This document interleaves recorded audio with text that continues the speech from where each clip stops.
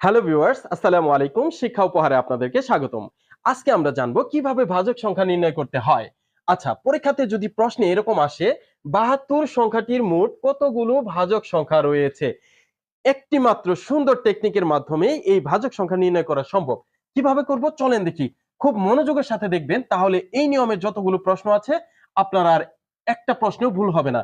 ৭২ যে সংখ্যাটি রয়েছে, সর্বপ্রথম আমি এই ৭২ কে সুন্দর করে লসাগু করে নেব।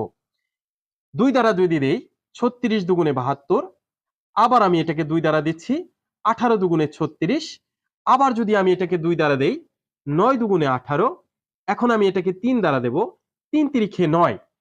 এখন আপনাকে যেটি করতে হবে সেটি হচ্ছে ২ কয়বার আছে, এখানে আছে একবার, দুইবার, তিনবার। তার মানে ২ আছে ৩ বার, এর সাথে আমি ১ যোগ করে দেব, হয়ে যাবে ৪। ভালো করে খেয়াল করেন, ৩ আছে কয়বার, একবার, দুইবার। তার মানে ৩ আছে দুইবার, এর সাথে আমি ১ যোগ করে দেব, হয়ে যাবে ৩। এখন জাস্ট এই সংখ্যা আর এই সংখ্যাটা আমি মাল্টিপ্লাই করে দেব, গুণন করে দেব। তাহলে হবে কত? ৩ ৪ ১২। আমার এই ১২ই হচ্ছে মোট ভাজক সংখ্যা। আশা করি আপনার কাছে ক্লাসটি অবশ্যই ভালো লেগেছে। যদি আপনার কাছে ভালো লেগে থাকে, এই নিয়মগুলো বারবার প্র্যাকটিস করুন, বারবার চর্চা করুন। তাহলে এই নিয়মে যতগুলো অঙ্কই আসুক না কেন, আপনি খুব সুন্দরভাবে পরীক্ষায় সমাধান করে দিয়ে আসতে পারবেন।